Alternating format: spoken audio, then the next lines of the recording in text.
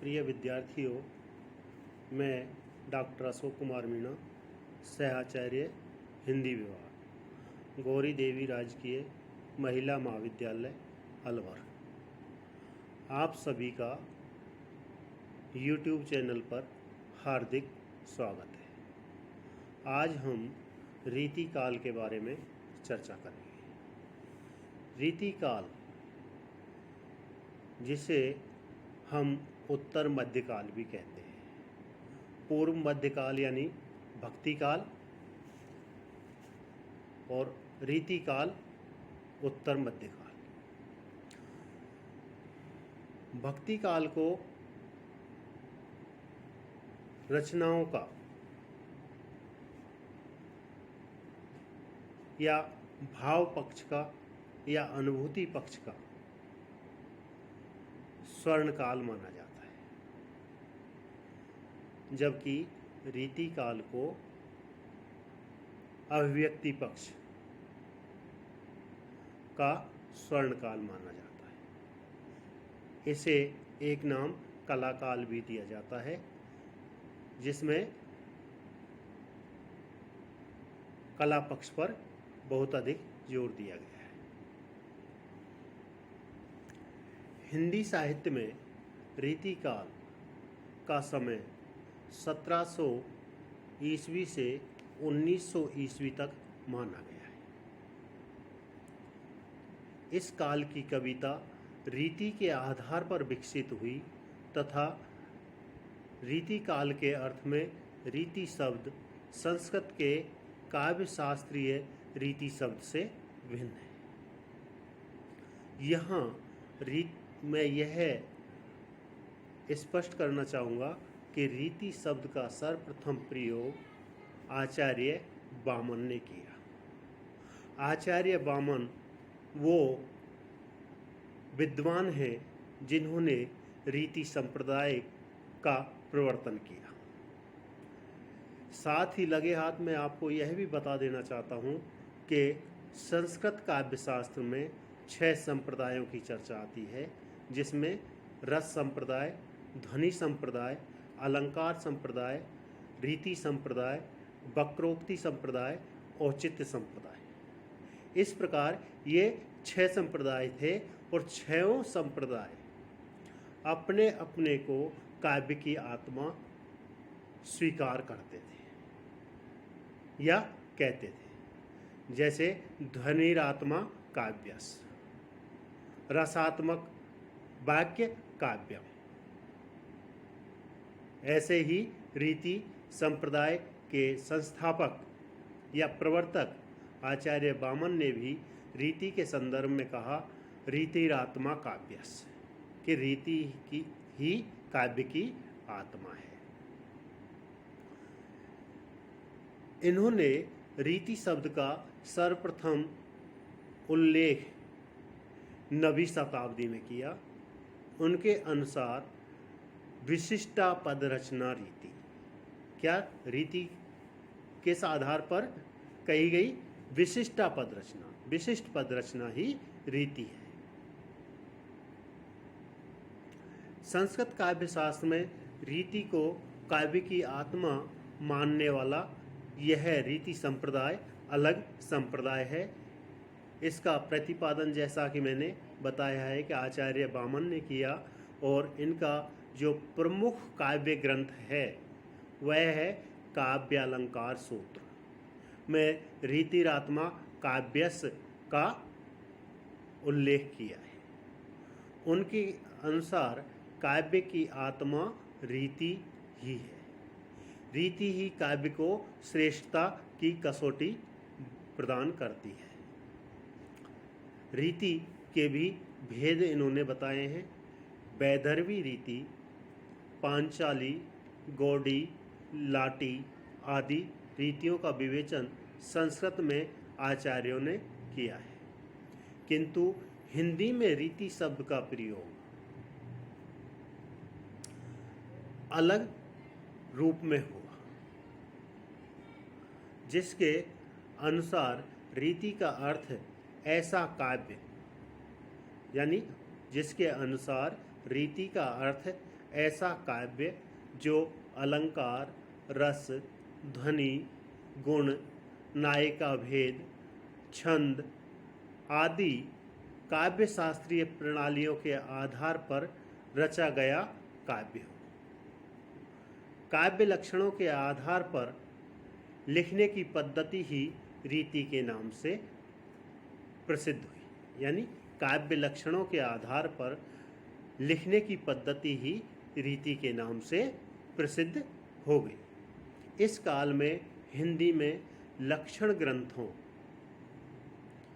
की वर्णन की परंपरा आरंभ हुई, इसलिए इस काल को रीति काल की संज्ञा दी गई है। यानी रीति काल की संज्ञा इसलिए क्यों दी गई कि लक्षण ग्रंथों के वर्णन की परंपरा या परिपाटी यहीं से शुरू होती है, इसलिए रीति काल इस काल को कहा जाता है।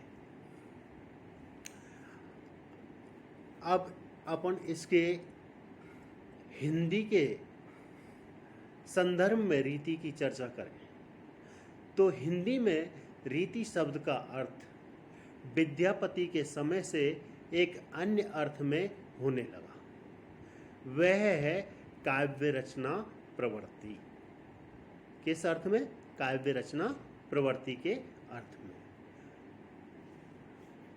तथा उसका निर्देशक तंत्र, यानी काव्य रचना पद्धति या निर्देशक तंत्र। रीतिकालीन आचार्य कवियों ने इसी अर्थ में पंथ का प्रयोग किया। जैसे रीतिकाल में इस अर्थ में भी अन्य भी बहुत से शब्द प्रयुक्त हुए, जैसे कवित्व रीति, कवि रीति, काव्य रीति, छंद रीति, अलंकार रीति, मुक्तक रीति, वर्णन रीति, कवि पंथ और कविता पंथ। अतः रीति काल तक आते आते रीति शब्द का अर्थ रस, अलंकार, शब्द शक्ति, छंद आदि काव्यांगों का निरूपण ही रह गया और वामन द्वारा ग्रहित अर्थ से इसका व्यापक रूप हो गया। अतः रीति कवि या रीति ग्रंथ में प्रयुक्त रीति का संबंध काव्य शास्त्र से समझना चाहिए। हिंदी में रीति काव्य का एक विशिष्ट अर्थ है, लक्षणों के साथ अथवा अकेले उनके आधार पर लिखा गया काव्य। यानी लक्षणों के साथ या उनके आधार पर अकेले लिखा गया काव्य रीति काल का मूलभूत आधार कवि शिक्षा थी।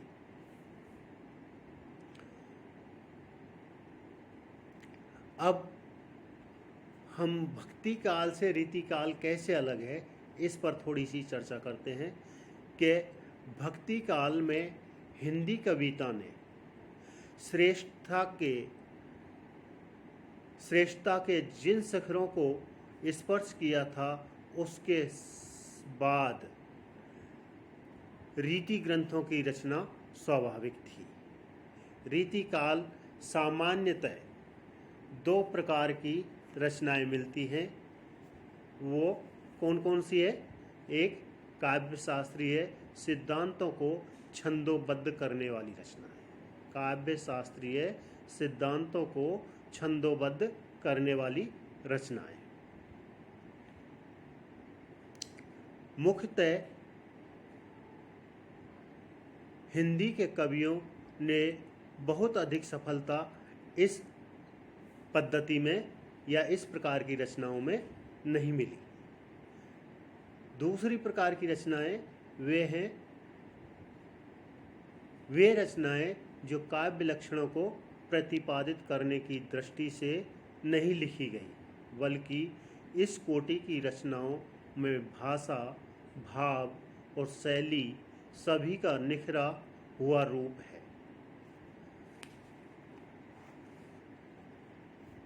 तथा हिंदी के रीति काल का की यही कविता उसका प्राण था।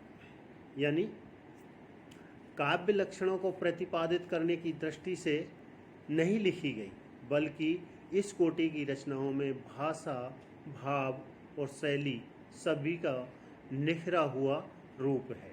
हिंदी के रीति काल की यही कविता उसका प्राण तत्व है। यहाँ मैं एक चीज़ और स्पष्ट कर देना चाहता हूँ कि भक्ति काल में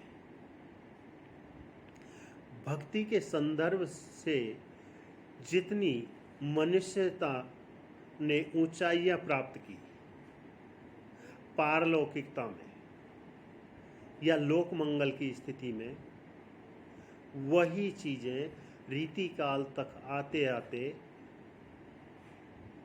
दूसरी तरफ बदल गई। जैसे भक्ति काल में राधा कृष्ण आराध्य देवी थी, परंतु रीति काल तक आते आते उनका नज़रिया ही बदल गया।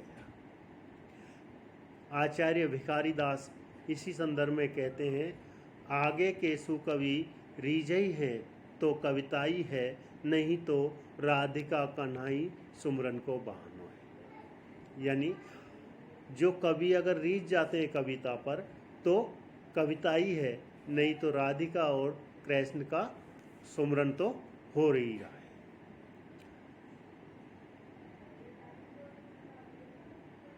इसी संदर्भ में रीति काल की जो पृष्ठभूमि है, कैसी पृष्ठभूमि थी रीति काल की, उसके बारे में थोड़ा सा आपको बता देते चलते। भक्तिकालीन साहित्य के पश्चात हिंदी साहित्य के इतिहास में लक्षण ग्रंथों की रचना सर्वथा एक नई प्रवृत्ति है।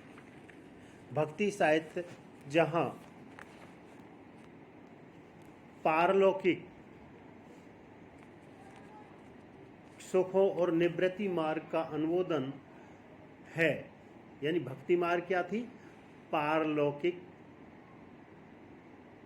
सुखों और निवृत्ति मार्ग। निवृत्ति मार्ग यानी सब कुछ को तिलांजलि देते हुए, माया मोह से दूर रहते हुए। जैसे कबीर दास कहते हैं, माया महाठगनी हम जानी है, त्रिगुण फांस लिए कर डोले बोले मधुरई वाणी, केशव के कमला होई बैठी शिव के भवन भवानी, पंडा के घर मूरत हुई बैठी तीरथ में हूँ पानी, जोगी के घर जोगिन हुई बैठी भक्तन के भक्तानी, काहू के हीरा बन बैठी काहू के कोडी कानी।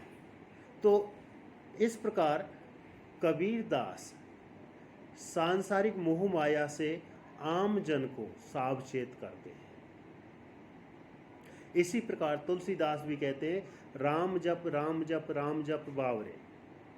तो वो भी यही कहते हैं कि राम का जप कर, परंतु रीति काल तक आते आते वो सारी मानदंड, वो सारे पैमाने दरकते हुए दिखाई देते हैं। और यहाँ पर मैं पद्माकर जो रीतिकालीन कवि हैं उनका एक पद्य उल्लेखित करना चाहूँगा। वो लिखते हैं कि गुलगुली गिल में गलीचा है गुनीजन है, चांदनी है चिक है चिरागन की माला है, कहे पद्माकर त्यों गजक गिजा है, सजी सेज है सुराई है सुरा है और प्याला है।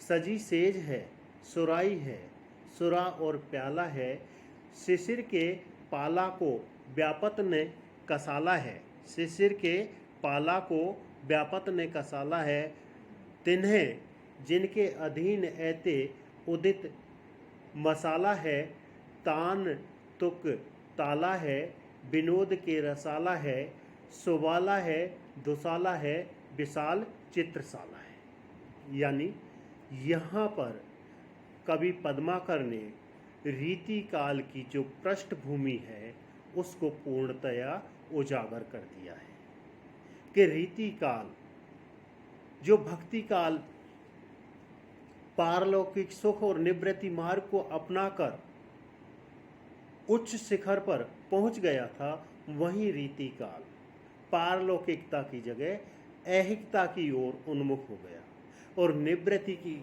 मार्ग की जगह प्रवृत्ति मार्ग की जगह प्रवृत्ति की ओर प्रवृत्त हो गया, यानी ऐहिकता की ओर उन्मुख हो गया।